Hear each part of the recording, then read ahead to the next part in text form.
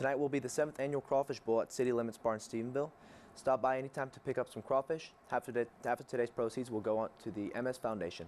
In other campus news, April is now Sexual Assault Awareness Month in Stephenville, Texas. The Tarleton community will focus on correcting misconceptions about sexual assault and inform students of it. Tarleton asks that students wear Tuesday, students wear teal to support the cause this month, and also by using an app called Twibbin to edit social media pictures to raise awareness. For more information on Sexual Assault Awareness Month, please contact Substance Abuse and Violence Prevention at savp@tarleton.edu or go to the tarleton.edu website for more info. 3 Lincolnville High School students are in area hospitals and lucky to be alive after a one-vehicle rollover in Erath County Saturday. According to reports from Erath County DPS Staff Sergeant Dub Gillum, a 2007 Chevrolet Uplander van was traveling south on County Road 370 when the driver, a 17-year-old Aubrey Keller of Lincolnville, lost control of the vehicle and traveled off the east side of the roadway, striking a tree with the front passenger side of the vehicle. 2 other teenagers were in the van with Keller, Randy Williams at 15 and Sonny Armstrong, 16, of Lincolnville. The passengers were transported to Texas Health Harris Methodist Hospital in Stephenville, where they were stabilized and then transported to Texas Health Harris Methodist Hospital in Fort Worth by ground ambulance. Gillum reported it was raining and the roadway was muddy and slick at the time of the accident, and at approximately 4:05 p.m., Erath County Volunteer Fire Rescue, Erath County EMS, Lincolnville VFD, Cross Timbers first responders, and others were dispatched to the crash. And now today's Texas, national, and international news from the Associated Press. Authorities in Texas have arrested a man who allegedly opened fire on sheriff deputies after calling for help in an apparent ruse. The Parker County Sheriff's Office said Saturday that 47-year-old Alan Dwayne Thomas told call center operators 2 people were loose around his property and that he had shot 2 others. He's accused of firing at deputies arriving at the scene, hitting a vehicle 3 times, and narrowly missing a deputy.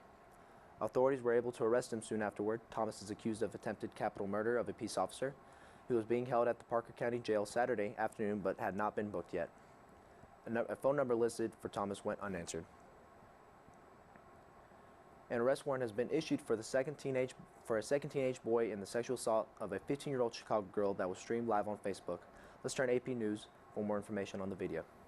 It took a little bit, of time, but obviously the detectives working with Facebook have executed several social media search warrants, and we were able to eventually identify 2 of these offenders and secure arrest warrants for them. One of the offenders, 14-year-old, was arrested by the same 10th district officers who were working alongside the detectives these entire days. That individual has now been charged. There's a second juvenile warrant that is out there, and we expect that individual to be arrested soon. And then additionally, we still have several other offenders that we need to specifically identify and arrest as well. Due to the graphic content that I observed, I don't want to go into the detail of what was on the video, but I want to tell you the young men responsible, they should be ashamed of themselves. They've humiliated themselves, humiliated their families, and now they're going to be held accountable for what they did. She's extremely traumatized, from this event, obviously. And then on top of what occurred to her, the horrific acts, then on top of that, moving forward, there's a bunch of social media, I'm going to call it bullying, that occurs where people are really making fun of the victim and just a lot of off-color comments about what occurred. And now this is causing a lot more trauma to this victim than she's already suffered from just the facts of the case that took place. You know, we've seen a couple of acts in this city now in the last few months involving social media, and it just disgusts me that people would look at those videos and not pick up the phone and dial 911. In international news, a Mexican newspaper in the northern border city of Juarez announced Sunday that they are shutting down due to the unpunished rampant killings of journalists in the city. Norte executive Oscar Cantu Murguia informed readers of his decision in a farewell letter titled Adios that was published on the paper's front page and online. On this day, esteemed reader, I address you to report that I have made the decision to close this newspaper due to the fact that, among other things, there are neither the guarantees nor the security to exercise critical, counterbalanced journalism, Cantu wrote.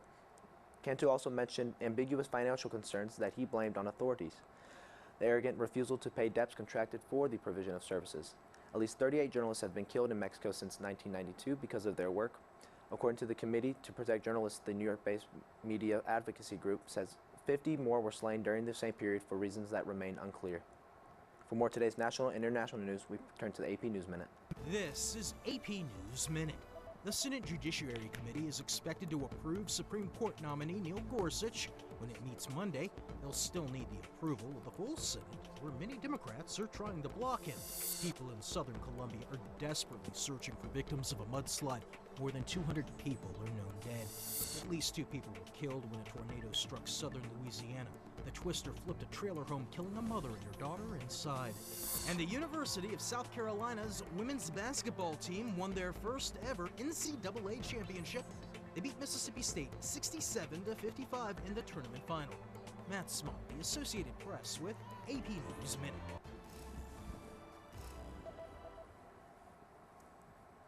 And now in sports, Tarleton baseball gets back in rhythm with an 8-3 win over Angelo State that lead the series 2-1. The same cannot be said for the women's softball team. The Texans lost to Angelo State 9-2 this weekend. The Texans look ahead to play Eastern New Mexico Friday, while the Texans take on Texas Women's University on Friday. In national sports, the NCAA Women's March Madness has heated up in Dallas, Texas, with South Carolina beating Mississippi State 67-55. In the men's tournament, the championship has been decided. North Carolina will play Gonzaga this weekend. Now for today's weather, we can expect sunny skies and a high around 78 degrees with no chance of rain and west winds around 10 miles per hour. As we continue on to the night, skies will remain mostly clear with a low around 56 degrees. This has been a production of Texan TV News, a product of the Texan News Service, from the Tarleton State University campus in Stephenville, Texas.